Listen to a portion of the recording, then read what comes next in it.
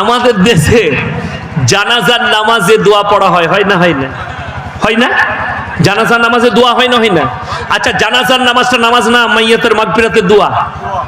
মাইয়াতের মাগফিরাতের দোয়া যখন ওইটা হয়ে যাচ্ছে, বললে দাঁড়িয়ে যান, আর একবার দোয়া হবে, মানে ওই দোয়াটা কমপ্লিট লয়, তা আর একবার চালা। যদি ওটাও না হয়, যদি সালা এটা মিস যায়, তো বলে মাটি দিয়ে আর একবার চালা। এই ফতোয়া তো জিলাপি হুজুরের। ইয়াসিনের লয়, জানাজার নামাজ হচ্ছে দোয়া, তারপরে কোনো দোয়া নেই। আপনি আপনার বাপের কবর জিয়ারত অবশ্যই করবেন, ফজরের পরে চলে যান। কিন্তু বড় কষ্ট লাগে, আজকে এই জিলাপি হুজুরগুলো সুযোগ কেন পেয়েছে জানেন? আমরা সুযোগ কেন পেয়েছি আপনাদেরকে লুটার? আপনারা করে দিয়েছেন। আজকে একটা নেক সন্তান তৈরি করে যেতে পারেননি যে আপনি মরে যাওয়ার পরে আপনার কবর জিয়ারত করবে। সকালবেলায় গিয়ে মসজিদে দাঁড়িয়ে আছে, জিলাপি হুজুরকে নিয়ে যাবে বাপের কবর জিয়ারত করতে। আর হজরত গিয়ে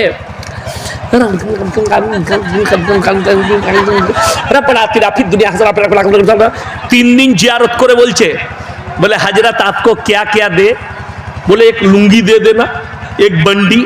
साला कबर পুজো করে লুঙ্গি পরিস, কবর জিয়ারত করে সেই দিয়া লুঙ্গি এই গুটকা কররা পড়ে। আর আমি আমার বাপের মাদ্রাসায় ডাব পেরে গেছি, আমাকে হারাম কররা ডাব চোর বলছে। তোরা মাজারের পয়সা চোর, চাদরের পয়সা চোর, অবাক হয়ে যাবেন। আমি খালি চিন্তা করি, মাজার নাই, হঠাৎ দেখতে পাবেন মাজার আছে, বলে কি ব্যাপার? বলে হুজুর স্বপ্ন দেখাই যে আমি এইখানে চলে এসেছি। সালা তলায় তলায় আবার রাস্তা আছে নি যাবা। আমি মনে করলাম আল্লাহ, কলকাতায় দেখবেন গঙ্গা পার করিয়েছে মেট্রোটাকে, শুনেছেন না? শুনেননি? মেট্রো পার হয়েছে। আমরা আল্লাহ, আমাদের দিদি আবার এদের কবরের দিকে রাস্তা ফাস্তা করে দিলেনি সরকার দিয়ে, যে তলায় তলায় যাতায়াত করবি। হ্যাঁ, বাস্তব। আমার গলসি থানার কথা বলছি, গ্রামের নাম লুবো না, রেকর্ডিং হচ্ছে, তারা ব্যথা পাবে। একজনকে ধরা হলো, তুমি যে মাজারে ওরস করো, এখানে কে শুয়ে আছে? বলে কেউ নাই, পাথর চাবড়ি থেকে একটা পাথর এনে মাজারটা তৈরি করেছি। ও শালা মিথ্যা। তাহলে ওই মাজারটা রাখতে হয় না ভেঙে দিতে হয়? গুঁড়ো করে দাও, গুড়িয়ে দাও। ইসলাম মিথ্যার ওপরে টিকে নেই, সত্যর ওপরে। আমি জিলাপি হুজুর দিকে আর এই বেরেলভি দিকে আমি চ্যালেঞ্জ ছুড়ে গেলাম, খাজা মঈনুদ্দিন চিশতি রহমাতুল্লাহ আলাইহির একটা জীবনী থেকে বার করো। তিনি বলে গেছেন, আমি মরে যাওয়ার পরে আমার কবরে আগরবাতি দিবি, আমার কবরে চাদর চড়াবি, আমার কবরে সিজদা দিবি, আমার কবরে ফুল দিবি, আমার কবরে মেয়ে থেকে নিয়ে এসে গড়াগড়ি খাওয়াবি। যদি কোনো জিলাপি হুজুর দেখাতে পারে, আমি ইয়াসিন কালকে আমার বউকে নিয়ে চলে যাবো আজমির। কষ্টের বিষয়, ওদের মৌলবি আহমদ রাজা বেরেলভি নিজে লিখে গেছে ফতোয়ায়ে রিজভিয়ায়, মেয়েদের মাজারে যাওয়া হারাম। আর এরা বলছে বৌদিকে নিয়ে আমাদের পা টিপবে। যে পীর বলবে তোমার বউকে ডেকে দাও পা টিপতে, তাকে ফাটা বাঁশে করে বাড়ি মারবেন, হারাম করবে। এগুলো পীর লয়। এদের মধ্যে আর বাবা রাম রহিমের মধ্যে কোনো পার্থক্য নেই, দুটো মালে একই। राम रहीमेर काছে গিয়ে বলছে, बाबा हमारे बेटी को थोड़ा आशीर्वाद दे दो। बोले गुफा में भेज दो। साला गुहार भेतरे की आशीर्वाद दे? আমাকে যদি আপনারা বলেন, যদি ভাইজান বলে হুজুর আমার মেয়ের লেগে একটু দোয়া করবেন, আমি কি দোয়া দেবো? আল্লাহ আপনার মেয়েকে সুখী করুক, আল্লাহ আপনার মেয়েকে সুস্থতা দান করুক, বুদ্ধিজীবী করুক। দোয়া হলো না? হলো না? এটাই তো হয়ে গেল দোয়া। আবার দোয়া করার জন্য কামরার ভেতরে যেতে হবে, পা টিপতে হবে। শালা কামরার ভেতরে গেলেই তো গোলমাল। যদি বলেন না, বলছে আমাদের পীর এতটাই আল্লাহর সঙ্গে নৈকট্য লাভ করেছে। এরা শুনেলেন আপনাদিকে কিভাবে ধোকা দিচ্ছে, কোরআনের অপব্যাখ্যা করে। যাদের বাড়িতে মানে কোরআন আছে খুলবেন। ইন্না আউলিয়া আল্লাহি লা খাউফুন আলাইহিম ওয়ালা হুম ইয়াহজানুন। আমাদের দেশের জিলাপি হুজুর আর বেরেলভিরা মানুষকে ধোকা দিয়ে বলছে এই আয়াতের মানে হচ্ছে ওলি আউলিয়া। একদম মিথ্যা। আউলিয়া শব্দের অর্থ হচ্ছে আল্লাহর বন্ধু, প্রিয় বন্ধু। জোরে বলুন সুবহানাল্লাহ। সেই প্রিয় বন্ধুটা একটা যুবক তার আমলের দ্বারা হতে পারে, একটা হাজী সাহেব হতে পারে, একটা মৌলবি হতে পারে, একটা সাধারণ লোকও হতে পারে, আল্লাহর বন্ধু হতে পারে না? পারে না? আমল যদি ঠিক থাকে। কিন্তু এই কেন বলছে? নিজের বাজার চালাবার জন্য। একজন ফোন করে বলছে আপনার মাদ্রাসায় দুতলা নাই? আমরা হ্যাঁ দুতলা বিল্ডিং আছে অনেকগুলো। তো আপনি কি দিয়ে চাপেন? আমরা ভাই সিঁড়ি দিয়েই চাপি। বললে সিঁড়ি দিয়ে চাপতে হচ্ছে দুতলায় যেতে গেলে, আর আল্লাহকে পেতে গেলে পিল লাগবে না মধ্যেখানে? সারা দারুণ ডিজাইন দিয়েছে তো, উদাহরণ দারুণ। ছাদে চাপতে গেলে সিঁড়ি লাগে, তাইলে আল্লাহকে পেতে গেলে কেন পীরের প্রয়োজন হবে না? আমি বললাম দাঁড়াও ফোন কাটো না। বলে কেন? এমন যে ঘরটায় লিফট আছে সেটাই কি করবে? কথাটা বুঝতে পারেন না? আমার ঘরে যদি লিফট থাকে সিঁড়ির আর প্রয়োজন পড়বে? আমি তো ডাইরেক্ট উঠে পড়বো, ডাইরেক্ট উঠে পড়বো সিঁড়ি থাকলে। আবার উদাহরণ দিচ্ছে, ওরে বুকা, যখন তুই গাছে চাপবি তোকে ডাল লাগবে রে ইয়াসিন। কি বুঝলেন? জিলাপি হুজুর বয়ান করছে, ইয়াসিন তুমি যদি গাছে চাপো তোমাকে গাছের ডাল ধরে চাপতে হবে। হারামখোর ডাব গাছে চাপলে আর ডাল লাগবে? কথা বলে, এই ডাব গাছে ডাল লাগে? ধরে স করে উঠে যায়। তো হারামখোর ডাল ছাড়া চাপতে পারে না, বিনা ডালেও গাছে চাপা যায়, ডাব গাছে। ওটা তো জানা নাই। যদি বলেন হুজুর গল্প বাদ দিয়ে কোরআন শোনান, আমি কোরআনই শোনাবো, গল্প করতে আসিনি আমি। শুনেন 21 পারা সূরা সিজদা। কত পারা বললাম? 21 পারা। সালারে বাস স্ট্যান্ড আছে না নাই? আছে। আচ্ছা, আপনাদের সালারের কোনো ছেলে কোনো মেয়েকে বলেছে সালারের বাস স্ট্যান্ডে আসবি, সবারই সামনে তোকে আমি আই লাভ ইউ বলবো, এরকম কেউ করেছে? না, করবেও না। আচ্ছা, প্রেম আর প্রেমিকা তাদের অরিজিনাল ভালোবাসাটা কোথায় প্রকাশ করে জানেন? কখন? নিরালায়। কোথায় বললাম? নিরালায়। রাতের বেলায় সবাই ঘুমিয়ে গেছে, প্রেমিক প্রেমিকের ঘরে, প্রেমিকা প্রেমিকার ঘরে, দরজা বন্ধ করে রাতের বেলায়, হ্যালো কি করছো তুমি? তোমাকে না বলে মরে যাবো আমি মিশে নেবো। এই যে কান্নাটা, এটাই কিন্তু রিয়েল কান্না। কি কান্না বললাম? রিয়েল। এটাই অন্তরের ভালোবাসা, কিন্তু এটাই অন্তরের ভালোবাসা। শুনেলেন? এরপরে আমার আল্লাহ রাব্বুল আলামিন কোরআনে বললেন, হে আমার বিশ্বনবী বলো, যারা ডাইরেক্ট আমার সঙ্গে সম্পর্ক করতে চায়, তাতাজাফা জুনুবুহুম আনিল মাদাজি। ওরে আমার জিলাপি হুজুররা, ভালো করে কোরআনের আয়াতটা শুনে নাও। এটা হচ্ছে সূরা সিজদা। আল্লাহ কোরআনে বললেন, তাতাজাফা জুনুবুহুম আনিল মাদাজি ইয়াদউনা রাব্বাহুম খাওফান ওয়া তামআ ওয়া মিম্মা রাযাকনাহুম ইউনফিকুন। হে আমার বিশ্বনবী, যারা আমার সঙ্গে সম্পর্ক করতে যায়, রাত্রিতে যখন সবাই নিদ্রায় চলে যাবে, নিরালায় চলে যাবে, ঘুমিয়ে যাবে, তখন আমার বান্দা ওই নিরালাতে উঠে নামাজের পাটিতে এসে তাহাজ্জুদ পড়বে এবং আমার কাছে নিরালায় কান্নাকাটি করবে। তখন ডাইরেক্ট আল্লাহর সঙ্গে সম্পর্ক হবে। জোরে বলুন সুবহানাল্লাহ। তাহাজ্জুদ গুজার হন আমার যুবক ভাইয়েরা, আমার বাবাজিরা, যাদের মনে মনে হচ্ছে নামাজ তো হুজুর পড়ছি, পাপ থেকে বাঁচতে পারছি না, আমি ইয়াসিন বলে যাচ্ছি, যদি পাপ থেকে বাঁচতে চান 40 দিন টানা তাহাজ্জুদের নামাজ পড়ুন, ইনশাআল্লাহ পাপ মুক্ত জীবন গড়ে যাবে। জোরে বলুন সুবহানাল্লাহ। আল্লাহকে চিনতে পারবেন, আপনার অন্তর পরিষ্কার হবে। মধ্যখানে জিলাপি হুজুরের আর পীরের প্রয়োজন পড়বে না। আর এই বলে সমাজকে ধোঁকা দিচ্ছে। আউলিয়া শব্দের অর্থ হচ্ছে আল্লাহর বন্ধু। সবাই আল্লাহর বন্ধু হব, জোরে বলুন ইনশাআল্লাহ। আল্লাহর বন্ধু হন। কবরে চাদর চড়ানো যদি জায়েজ হতো, আল্লাহর নবীর কবরটা আসমান পর্যন্ত হিরেমতি মুক্ত চাদরে ঢেকে যেত, ঠিক কিনা কথা বলে? আল্লাহর নবীর কবরে চাদর চড়ানো জায়েজ নেই। পৃথিবীর আর কোন মৌলবি মোল্লা পীর ফকিরের কবরের জন্য চাদর চড়ানো জায়েজ হবে না। আল্লাহর নবীর কবরে সিজদা নেই। পৃথিবীর আর কোন মৌলবি মোল্লা পীর ফকিরের কবরের জন্য সিজদা চলবে না। আল্লাহর নবীর কবরে ভালো মন্দ চাইতে পাবে না। পৃথিবীর আর কোন মৌলবি মোল্লা পীর ফকিরের কবরে ভালো মন্দ চাইতে পাবে না। আমার মুসলমান ভাই, আপনাদেরকে আমি গল্প করিনি। কোরআন খুলুন, 17 পারা। কত পারা বললাম? 17 যাদের বাড়িতে মানে কোরআন আছে খুলবেন, একবারই শেষ পৃষ্ঠা, শেষ রুকু। আমার আল্লাহ তাআলা বক্রতা রাখেননি, ক্লিয়ার কাট করে দিয়েছেন যে আমি আল্লাহ ছাড়া কারুর কাছে ভালো মন্দ চাওয়া যাবে না। তাতে সে মৌলবি হোক, পীর হোক, ফকির হোক এবং আমার নবী হোক, সবের দাতা সকলে বলুন কে? একমাত্র আল্লাহ। যদি বলেন কোরআন শুনান, আমার আল্লাহ রাব্বুল আলামিন কোরআনে বললেন, ইয়া আইয়ুহান নাসু যুরিবা মাসালুন ফাসতামিউ লা ইন্নাল্লাযীনা তাদউনা মিন দুনিল্লাহি লা ইয়াখলুকু দুবাবান ওয়া লা বিসতামাউ লা ওয়া ইয়াসলুবুহুমুদ দুবাবু শাইআন লা ইয়াস্তানকিদুহু মিন। হে আমার বিশ্বনবী বলো, তোমরা যাদের কাছে ভালো মন্দ চাও তাদেরকে জিজ্ঞেস করো, তারা একটা মাছি পর্যন্ত সৃষ্টি করতে পারে না।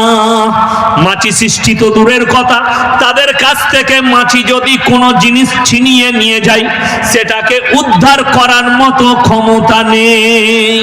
জোরে বলুন না সুবহানাল্লাহ। আল্লাহ ক্লিয়ার করেছেন, আল্লাহ ছাড়া কারুর কাছে ভালো মন্দ চাওয়া যাবে না। আমার মুসলমান ভাই, কষ্ট কোথায় লাগে জানেন? আপনার মুর্শিদাবাদেও পাবেন, আমার বর্ধমান জেলাতেও আছে। গাছের গোড়ায় 4-5টা ঘোড়া রেখে দিয়েছে, মাটির ঘোড়া, সেখানে চাদর টাঙিয়ে বলছে আমরা দিনের কাজ করছি। সেখানে গিয়ে আমাদের মুসলমান নারীরা সিজদা দেয়, মুসলমান ভাইয়েরা সিজদা দেয়। আল্লাহর কসম করে বলছি, কিয়ামতের দিনে এদের জন্য জাহান্নাম ছাড়া আর কোনো রাস্তাই থাকবে না, আর কোনো উপায় থাকবে না। এর থেকে বড় শিরক আর কিছু নেই। আল্লাহ সব গুনাহ ইচ্ছা করলে ক্ষমা করবেন, শিরকের গুনাহ ক্ষমা করবেন না। কেউ যদি আল্লাহর আসনে কেউ কি বস করায়, বড় কষ্ট লাগে। আমাদের দেশের হিন্দু ভাইরা তাদের ধর্ম পালন করে, করে না করে না? তারা কি করে? মাটির মূর্তি তৈরি করে পূজা করে না করে না? তিনাদের ধর্ম পালন করছে, তিনাদের ইচ্ছা। দেখুন, আচ্ছা, ওই মূর্তির সামনে কোন মুসলমানের সিজদা করা যাবে? কেন? আল্লাহ ব্যতীত অপর। যদি ওই মাটির পুতুলটাকে শিরক বলেন, মূর্তিটাকে, তাহলে গাছতলায় মাটির ঘোড়া রেখে সেটা কি করে শরীয়ত সম্মত হতে পারে? আমি এটাই বুঝাতে চাইছি, আপনাদিকে ক্লিয়ার করতে চাইছি। বড় কষ্ট লাগে। আপনার যেটা 34 নম্বর জাতীয় সড়ক আছে, পানাগড় দার্জিলিং মোড় থেকে শুরু হয়ে উমরপুরে উঠছে গিয়ে মোরগ্রামে, ওই রোডের ওপরে যেমনি আপনি পেরিয়ে যাবেন মাল্লারপুর, রাস্তার সাইডে দুজন চাদর ধরে দাঁড়িয়ে আছে, কলমা লেখা টানা। কি বলছে জানেন? চাদর মে পয়সা পেকো জান্নাত লে লো, চাদর মে পয়সা পেকো জান্নাত। আমি শালা চাদরের জান্নাত। আর যে ড্রাইভাররা মদ খায় তারা বলে ওরে বাপরে, শালা নামাজেরও দরকার নেই, ঝাড়া জান্নাত পেয়ে গেল। এই গুটকা হুজুরের ফতোয়া, জিলাপি হুজুরের। চাদরে পয়সা দে জান্নাত পাবি। চাদরে যদি জান্নাত পাওয়া যেত, আমরা মৌলবীরা নামাজে সিজদায় পড়ে থাকতাম না, এই মসজিদগুলো পৃথিবীতে প্রয়োজন হতো না।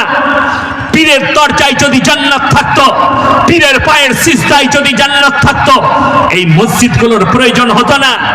আমার মুসলমান ভাই, কষ্ট লাগে। কি বলছে জানেন? এক গুটকাখোর আমাকে ফোন করেছে, আমার কাছে রেকর্ডিং আছে। আমি বললাম, কাবা ঘরের ইমামকে তুমি কি মনে করো? বললে, কাবা ঘরের ইমামের পেছনেও নামাজ হবে না। নাউজুবিল্লাহ বলে। আল্লাহ নিজের ঘরে একজন বেঈমানকে ইমাম রাখবেন? যে মুসাল্লায় দাঁড়িয়ে আল্লাহর হাবিব নামাজ পড়েছে, এদের জিলাপি হুজুররা আর এই বেরেলবি গোটা, এই গুটকাখোর কটা ফতোয়া দেয় তাদের লোককে, কাবা ঘরে গেলে তাদের পিছনে নামাজ পড়ো না। আপনাদের মুর্শিদাবাদের এক জিলাপি হুজুর, তার নাম হচ্ছে গুটকাখোর জুবে, ফতোয়া দিচ্ছে লালবাগে। দেওবন্দিরা আহলে হাদিসরা মুরগি জবাই করলে সেই মুরগি খাওয়া হারাম। আমার যুবক ভাই বলে যায়, যে ইমাম শিরক করবে, যে ইমাম কবরে সিজদা দিবে, যে ইমাম মাজারে সিজদা দিবে, যে ইমাম চাদর চড়াবে, যে ইমাম আগরবাতি দিবে, যে ইমাম কবর পূজোয় লিপ্ত থাকবে, সেই ইমামের পেছনে আপনার নামাজ দুরুস্ত হবে না।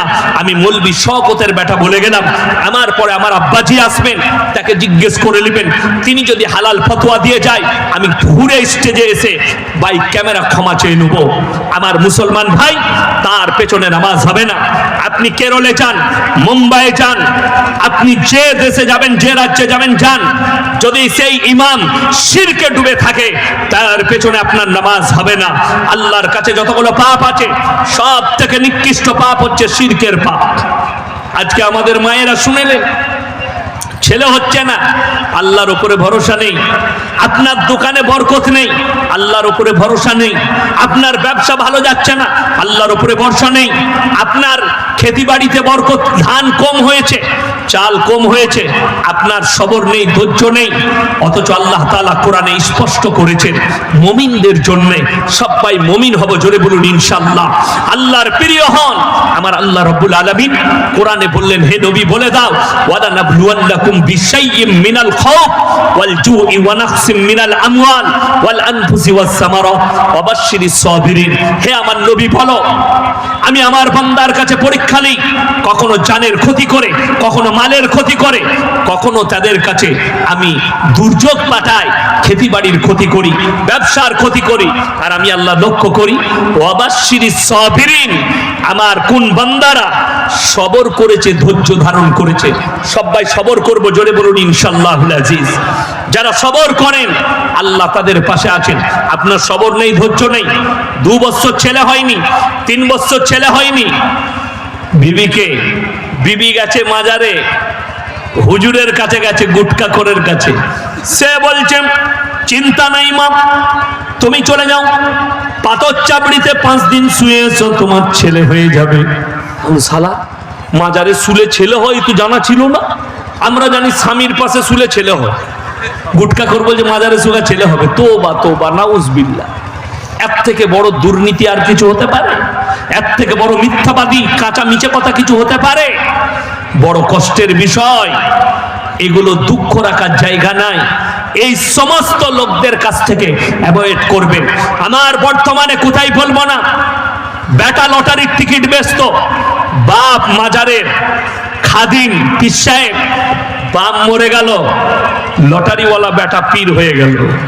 লটারিওয়ালা যদি পীর হয়, তার মুরিদদের অবস্থা কি হবে বুঝলেন? এখন তো বড় কষ্ট, জানেন কি? এখনই বললেই গালি দেবে। আমাদের দেশের পীরদের হাল এত খারাপ, বয়ান করছে বড় পীর আব্দুল কাদের জিলানী রহমতুল্লাহ আলাইহি। আমার 30,000 জলসা ছুটছে। আমি বেরেলভি ভাই দিকে বলবো, ফুরফুরার ভাই দিকে বলবো, যারা আমাকে গালি দিচ্ছ তাদেরকে বলবো, একটা বয়ান বার করো যেখানে বড় পীর আব্দুল কাদের জিলানী রহমতুল্লাহ আলাইহিকে আমি গালি দিয়েছি, খাজা মঈনুদ্দিন চিশতি রহমতুল্লাহ আলাইহিকে গালি দিয়েছি, বার করো। দাদা হুজুর পীর কেবলা রহমতুল্লাহ আলাইহিকে গালি দিয়েছি, বার করে নিয়ে এসো। না, আমি তো তাদের বিরোধী নই, আমি তোমার বিরোধী, তোমার সিস্টেমের বিরুদ্ধে। আমি তোমার সিস্টেমের বিরুদ্ধে। তুমি বলছো, বয়ান করছে মুর্শিদাবাদের বক্তা, এরা ফতোয়া দিচ্ছে, দেওবন্দীদের ঘরে বিয়ে দিলেন বিবির তালাক পড়ে যাবে, যে মৌলবি বিয়ে পড়াবে তারও তালাক পড়ে যাবে, দেওবন্দীদের সঙ্গে মুলাকাত করা যাবে না। আপনাদের এই সালার এলাকায়, গ্রামটার নাম বলবো না, আমাকে দাওয়াত দিয়েছে, আমি জলসা করেছি। আমার জলসা শেষ, আমি জলসায় চেপেছি, আর জিলাপি হুজুর জলসা করে নেমে যাচ্ছে। আমি বললাম, হাজরাত খারিয়াত সে, সালামু আলাইকুম। আমার সঙ্গে মুলাকাত করলেন। আমি বললাম, এরপরে ওর বউটা নিয়ে কি করবে চিন্তা করুক। তালাক পড়ে গেছে তো, কথাটা বুঝতে পারেননি? তালাক পড়ে গেছে। লোকরা মুলাকাত করলে, তাদের আওয়ামরা মুলাকাত করলে বিবির তালাক পড়বে। অথচ তুমি হুজুর আমার সঙ্গে দেখা হলে বাজারে মুলাকাত করছো, তোমার বউটার কি হয়েছে তুমি ওটার ফতোয়া দিলে না। এটাই হচ্ছে দুঃখের। এদের কাছ থেকে অ্যাভয়েড করুন, এদের কাছ থেকে সরে যান। আর আমি বলে যাচ্ছি, আপনার ছেলের যদি কোনো বেরেলি ঘর থেকে রিশতা আসে, বিয়ে দেন। অসুবিধা নেই। আপনার ছেলের বিয়ে আহলে হাদিস ঘরে দেন, কোনো অসুবিধা নেই। আমি বেরেলবিদিকে কাফের বলতে পারবো না।